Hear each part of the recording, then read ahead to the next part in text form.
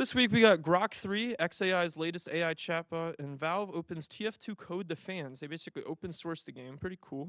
And there's some serious security flaws in Doge government web. Elon Musk's company, xAI, has released Grok 3, which is aiming to compete with ChatGPT, Google's AI, and China's DeepSeek. The AI race is kind of heating up, especially after DeepSeek's recent open source release.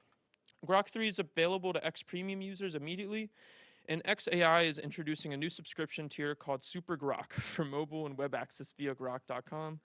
Musk claims that Grok 3 surpasses its predecessor and some of its rivals in some benchmarks. And analysts kind of debate whether the improvements justify the high training costs.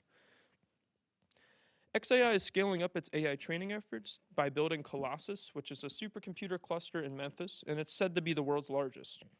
Meanwhile, a Musk-led group of investors offered $97.4 billion to acquire OpenAI's nonprofit assets, but OpenAI declined the offer.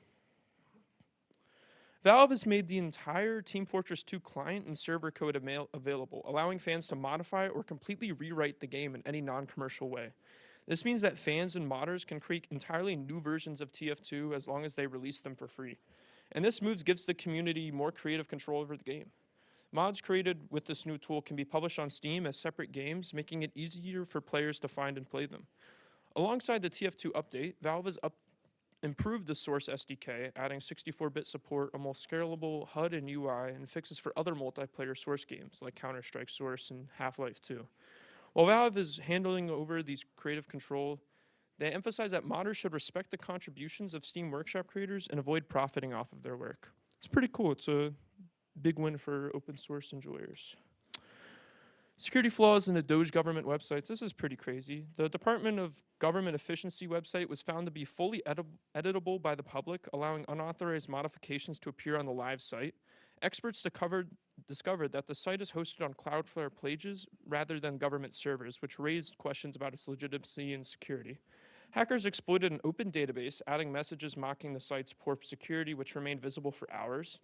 And this issue comes shortly after another government site, waste.gov, was taken offline for containing unedited WordPress template content.